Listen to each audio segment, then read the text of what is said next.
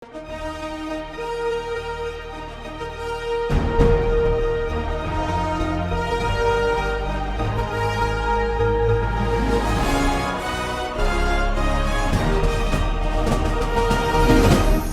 பார்த்து கொண்டிருப்பது உங்கள் ஜாஷுவா டிவி. சகல ஜனங்களுக்கும் நற்செய்தி.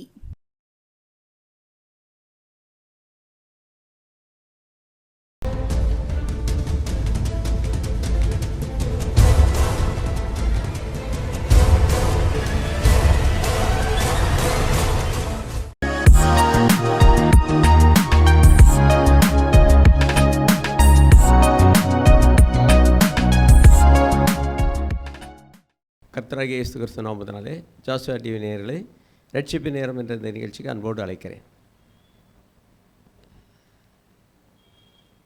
அதாவது தேவன் நம்மை குறித்து வைத்திருக்கிறதான காரியம் என்னவென்று பார்ப்போமானால், நமக்கு மகிமையான காரியங்களை வைத்திருக்கிறார். தேவன் நமக்கென்று வைத்திருக்கிற மகிமையை நாம் அறிந்து கொள்வது நல்லது. மனிதரால் மகிமையை ஏற்றுக்கொள்ளுகிற காலம். மனிதருக்கு மனிதர் மகிமை செலுத்துகிறார்கள், பொழுது பேசுகிறார்கள், பெரிய காரியங்களை சொல்கிறார்கள். மனிதருக்கு மனிதர் தேவன் மகிமை தேவனுக்கு மாத்திரமே உரியது. என்னுடைய மகிமையை நான் வேறொருக்கும் கொடேன் என்று சொல்கிறார். ஆனால் தேவனுடைய பிள்ளைகளை அவர் மகிமைப்படுத்தி இருக்கிறார். இந்த காரியத்து குறித்த ஏசாயா தீர்க்கதரிசி புஸ்தகம் 60ஆம் அதிகாரம் 1 முதல் 3 வரை உள்ள வசனத்தை வாசிக்க கேட்போம். எழும்பி பிரகாசி, உன் ஒளி வந்தது, கர்த்தருடைய மகிமை உன்மேல் உதித்தது. இதோ இருள் பூமியையும் காரிருள் ஜனங்களையும் மூடும். ஆனாலும் கர்த்தர் உன்மேல் கர்த்தர் உதிப்பார். அவருடைய மகிமை உன்மேல் காணப்படும். உன் வெளிச்சத்திற்கு ஜாதிகளும் உதிக்கிற ஒளியினிடத்தில் ராஜாக்களும் நடந்து வருவார்கள். அல்லேலூயா. அப்படியானால் இவ்விதமான அனைத்து ஆசீர்வாதங்களை பற்றி நாம் பார்க்க போகிறோம். ஒவ்வொன்றாக பார்ப்போம். முதலாம் வசனத்தில் எழும்பி பிரகாசி, உன் ஒளி வந்தது. தேவனுடைய பிரகாசம் வந்து விட்டது. ஆகவே நாம் இனி தூங்குறது நல்லதில்லை. உலகத்தார் தூங்குகிறார்கள். வேதம் சொல்ல எபேசியர்கள் நிருபம், அக்கிரமங்களினாலும் பாவங்களினாலும் மரித்தவர்களாக இருந்த உங்களை கிறிஸ்துவுடனே கூட உயிர்ப்பித்தார் என்று எழுதியிருக்கிறது. ஆகவே உலகம் பாவத்தில் மரித்திருக்கிறது. பாவத்தை பச்சைத்தண்ணி போர் பருகிக்கொண்டு எங்கு பார்த்தாலும் பாவம் என்பதை மக்கள் பாவமாக அல்ல, அது ஒரு கலாச்சாரம் போல அல்லது சட்ட ரீதியாக அதை ஏற்றுக்கொள்வது போல காரியங்களிலே கடைசி நாட்களிலே வாழ்ந்து கொண்டிருக்கிறோம். ஆகவே இந்த காரியங்களிலிருந்து தேவனுடைய பிள்ளையானவனை குறித்து தேவன் என்ன நினைக்கிறார் என்றால், மரித்தோரை விட்டு எழுந்திரு. எபேசியர்கள் நிருபம் 5ஆம் அதிகாரம் 14ஆம் வசனத்தில் எழுதப்பட்டிருக்கிறது. ஆதலால் தூங்குகிற நீ விழித்து மரித்தோரை விட்டு எழுந்திரு, கிறிஸ்து உன்னை பிரகாசிப்பார் என்று சொல்லியிருக்கிறார். ஆக மரித்தோர் என்று சொல்லும் பொழுது அக்கிரமங்களினால் பாவங்களினாலும் மரித்து இருக்கிற உலகத்திலே சராசரி மனுஷர்களைப் போல நாமும் வாழ்வோமானால் நாமும் மரித்தோருக்கு மத்தியிலே தூங்கி கொண்டிருக்கிறோம் என்ற அர்த்தம். ஆகவே தான் சொல்லப்பட்டிருக்குது, தூங்குகிற நீ மரித்தோரை விட்டு எழுந்திரு, அப்பொழுது கிறிஸ்து என்ன செய்வார்? உன்னை பிரகாசிப்பார். கர்த்தருடைய எழும்பி பிரகாசி, உன் ஒளி வந்தது, கர்த்தருடைய மகிமை உன்மேல் உதித்தது என்று சொன்னால் அதற்காக நாம் செய்ய வேண்டிய காரியம், நாம் தூங்குகிற காலம் அல்ல. உயிரடைய வேண்டும், உயிர்ப்பிக்கப்பட வேண்டும், விழித்தெழும்ப வேண்டும். ஆகவே அவ்விதமாக எழும்புவோமானால் கர்த்தருடைய மகிமை நம்மேல் உதிக்கும், கர்த்தர் நம்மேல் வருவார் என்று அங்கே பார்க்கிறோம். ஆக இத்தனைக்கு மத்தியிலே உலகம் மரித்தோர் என்று சொல்லி பார்த்தோமே. 2ஆம் அதிகாரத்தில் வாசிக்கும்போது 2ஆம் வசனம், இருள் பூமியையும் காரிருள் ஜனங்களையும் மூடும்.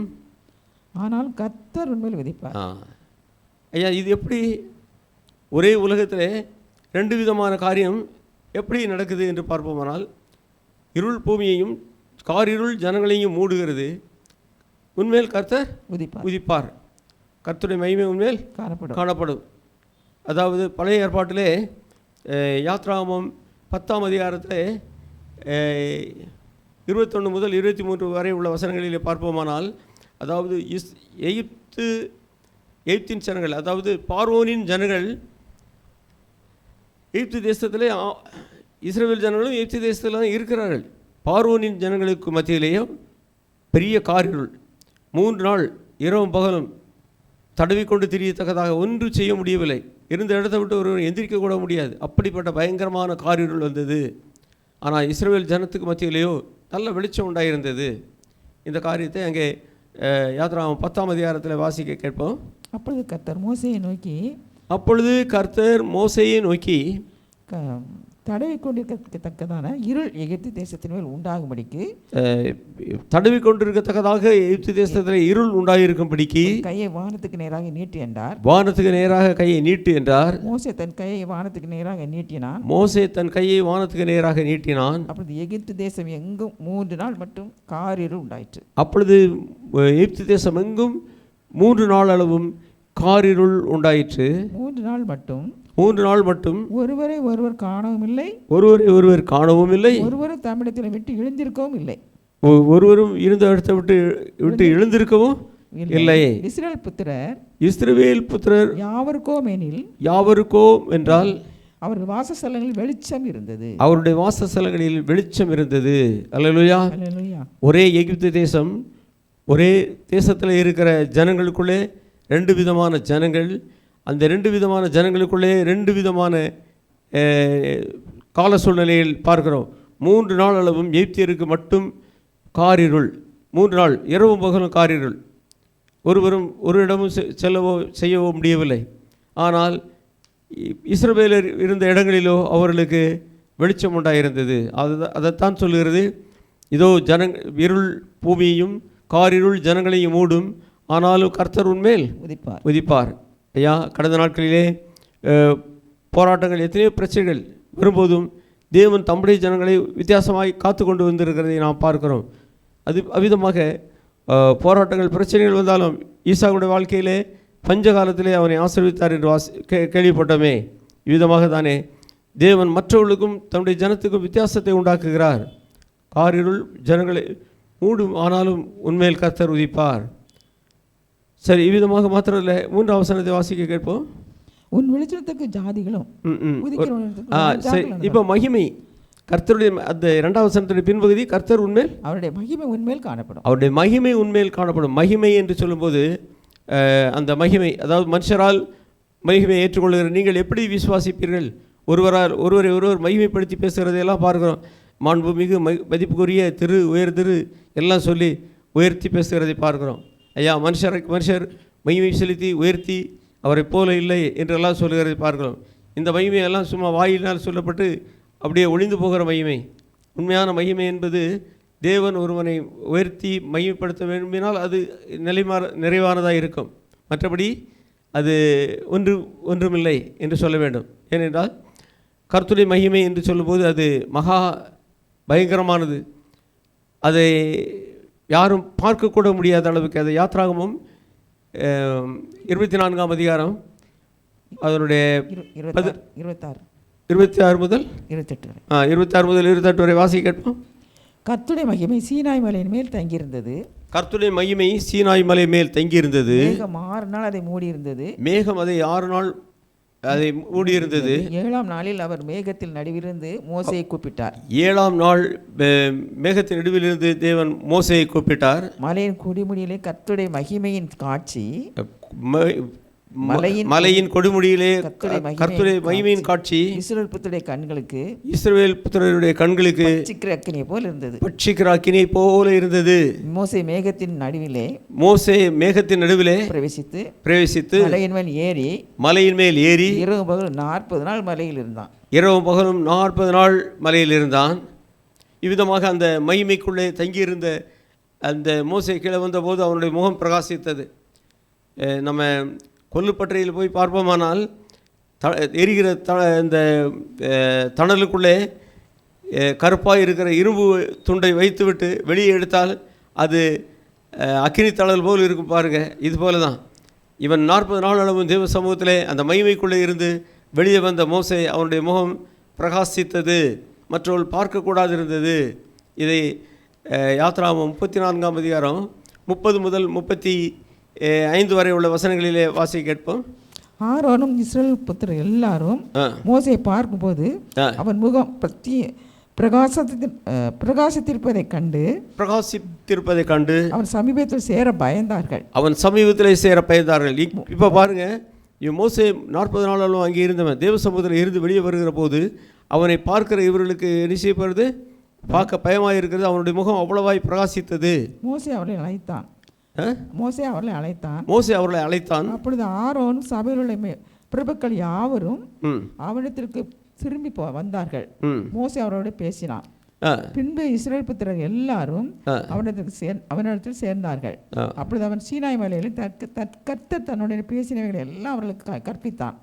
மோசே அவரோடு பேசி முடியும் அளவும்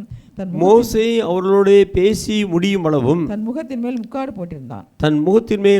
போட்டிருந்தான். மோசே கர்த்தருடைய சந்நிதியில் அவரோடு கூட பேசும்படிக்கு உட்பிரவேசித்தது முதல் வெளியே புறப்படும் மட்டும் முக்காடு போடாதிருந்தான். அவன் வெளியே வந்து தனக்கு கற்பிக்கப்பட்டதை இஸ்ரவேல் புத்திரரோட சொல்லும்போது இஸ்ரவேல் புத்திரர் அவன் முகம் பிரகாசித்திருப்பதை கண்டார்கள். மோசே அவரோடு பேசும்படிக்கு உள்ளே பிரவேசிக்கும் வரைக்கும்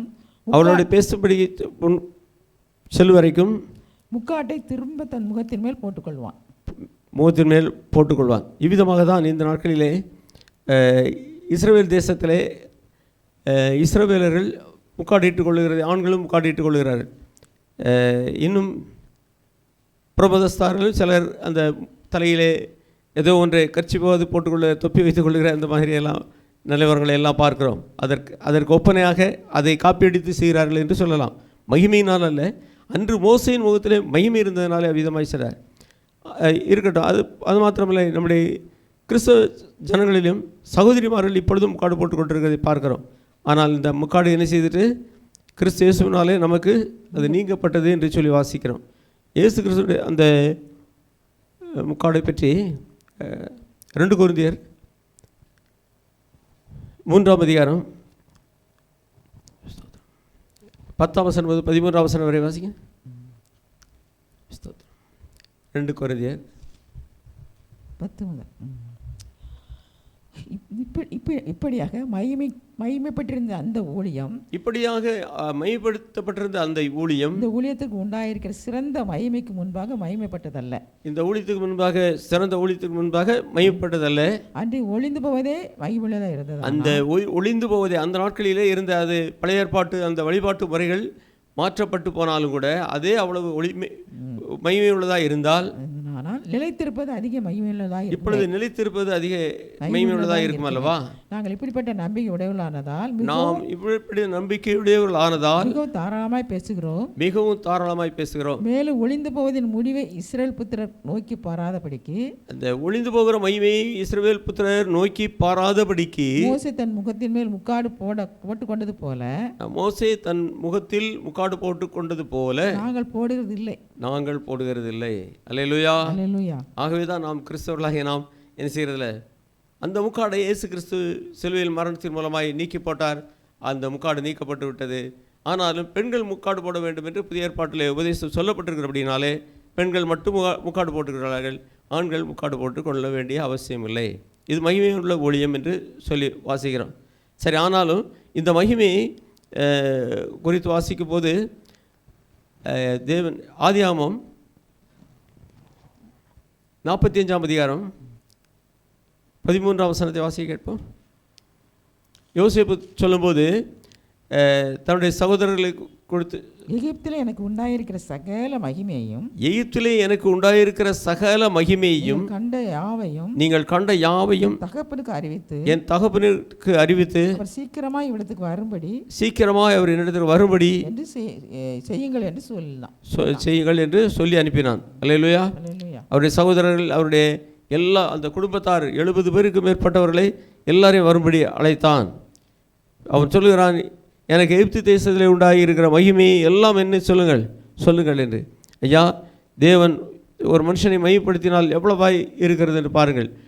உதிக்கிற உன் மகிமையினிடத்திற்கு ஜனங்கள் வருவார்கள் என்று சொல்லி ஏசாயா 60ஆம் அதிகாரம் 4, 5 வசனத்தில் வாசிக்கிறோம். ஏசாயா தீர்க்கதரிசி புத்தகம் 60ஆம் அதிகாரம் 4, 5 வசனங்கள். சுற்றிலும் உன் கண்களை எடுத்துப்பார். சுற்றிலும் உன் கண்களை ஏறெடுத்துப்பார். அவர்கள் எல்லாரும் ஏகமாய் கூடி உன்னிடத்தில் வருகிறார்கள். குமாரன் தூரத்திலிருந்து உன் குமாரர் தூரத்திலிருந்து வந்து உன் குமாரத்தில் உன் பக்கத்தில் வளர்க்கப்படுவார்கள். அப்பொழுது நீ அதை கண்டு ஓடி வருவாய். உன் இருதயம் அதிசயப்பட்டு பூரிக்கும். கடற்கரையின் திரளான கூட்டம் உன் வசமாக திரும்பும். ஜாதிகளின் பலத்த சேனை உன்னிடத்துக்கு வரும். உன்னிடத்திற்கு வரும். அல்லேலூயா.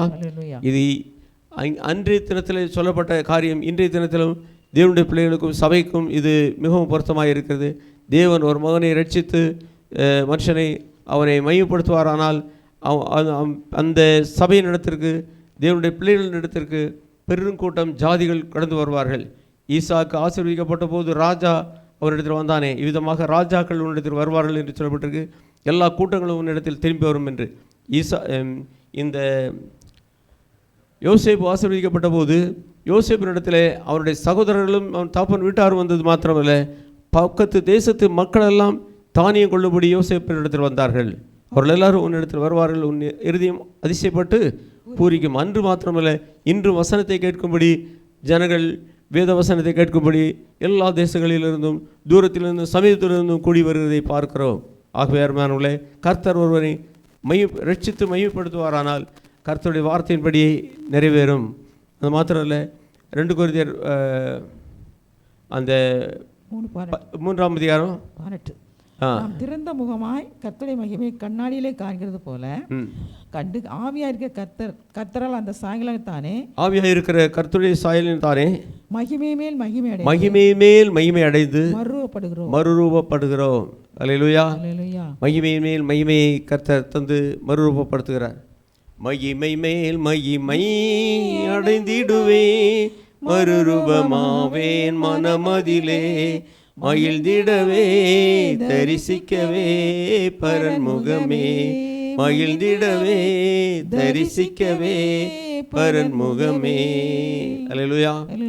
மகிமை மேல் மகிமை அடைந்து மறுரூபமாக்கப்படுகிறோம். எதற்காக, எந்த நிலைமைக்கு ஆக்கப்படுகிறோம் என்றால், ரோமருக்கு எழுதின நிருபம் 8ஆம் அதிகாரம் 28, 29, 30. ரோமருக்கு எழுதின நிருபம் 8ஆம் அதிகாரம் 29. தம்முடைய குமாரன் அநேக சகோதரருக்குள்ளே முதற் பேராளராக இருக்கும் பொருட்டு எவர்களை முன்னறிந்தாரோ அவர்கள் தம்முடைய குமாரனை சாயலுக்கு ஒப்பாயிருப்பதற்கு முன் கொடுத்திருக்கிறார். எந்த சாயல் தேவ சாயலாய் மாறுவது என்றால், எந்த சாயல் தம்முடைய குமாரனுடைய சாயலுக்கு ஒப்பாக இருக்கிறதுக்கு ஒப்பாவதற்கு முன்குறித்திருக்கிறார். எவர்களை முன்குறித்தாரோ அவர்களை அழைத்திருக்கிறார். அவர்களை அழைத்தும் இருக்கிறார். எவர்களை அழைத்தாரோ அவர்களை நீதிமான்களும் ஆக்கியிருக்கிறார். நீதிமான்கள் ஆக்கிறாரோ எவர்களை நீதிமான்கள் ஆக்கினாரோ அவர்களை மகிமைப்படுத்தியும் இருக்கிறார். அல்லேலூயா.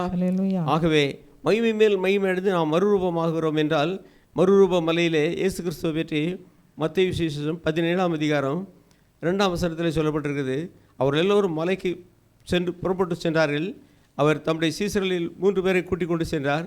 அங்கே அவர் மறுரூப மலையிலே 2ஆம் வசனம் வாசி. அவர் முகம் சூரியனை போல பிரகாசித்தது. அவருடைய முகம் சூரியனை போல பிரகாசித்தது. வஸ்திரம் வெளிச்சத்தை போல் வெண்மையாயிற்று. அவருடைய வஸ்திரம் வெளிச்சத்தை போல வெண்மையாயிற்று.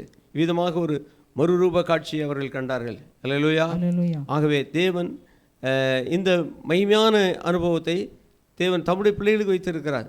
நாம் இந்த உலகத்திலே எத்தனையோ போராட்டங்களுடைய கடந்து சென்றாலும் நம்முடைய வாழ்க்கையிலே வெவ்வேறு மாற்றங்கள் அடைந்து ஜெப வாழ்க்கை, வேத வாசிப்பு, ஊழியங்கள், விதமான காரியங்களிலே மகிமை மேல் மகிமை அடைந்து மறுரூபமாக்கப்பட்டு ஆண்டவருடைய சமூகத்திலே செல்கிறோம். இதை குறித்து மத்தேயு சுவிசேஷம் 5ஆம் அதிகாரம் 14 முதல் 16 வரை உள்ள வசனத்தை வாசிக்க. நீங்கள் உலகத்துக்கு வெளிச்சமாக இருக்கிறீர்கள். நீங்கள் உலகத்துக்கு வெளிச்சமாக இருக்கிறீர்கள். மலையின் மேல் இருக்கிற பட்டணம் மறைந்திருக்க மாட்டாது. மலை மேல் இருக்கிற பட்டணம் மறைந்திருக்க மாட்டாது. விளக்கை கொளுத்தி மரக்காலால் மூடி வைக்காமல். விளக்கை கொளுத்தி மரக்காலால் மூடி வைக்காமல். விளக்கு தண்ணீர் மேல் வைப்பார்கள். விளக்கு தண்ணீரில் வைப்பார்கள். அப்பொழுது அது வீட்டில் உள்ள யாவருக்கும் வெளிச்சம் கொடுக்கும். அப்பொழுது அது வீட்டில் உள்ள யாவருக்கும் வெளிச்சம் கொடுக்கும். இவ்விதமாய் மனுஷர் உங்கள் நற்கிரிகளை கண்டு. இவ்விதமாய் மனுஷர் உங்கள் நற்கிரிகளை கண்டு. பரலோகத்தில் உங்கள் பிதாவை மகிமைப்படுத்தும்படி. பரலோகத்தில் இருக்கிற உங்கள் பிதாவை மகிமைப்படுத்தும்படி. உங்கள் வெளிச்சம் அவர்களுக்கு முன்பாக பிரகாசிக்க கடவுது. உங்கள் வெளிச்சம் அவர்களுக்கு முன்பாக பிரகாசிக்க கடவுது. அல்லேலூயா. அல்லேலூயா. ஆகவே நம்முடைய பிரகாசம் மற்றவர்களை கண்டு மகிமைப்படுத்த வேண்டும்.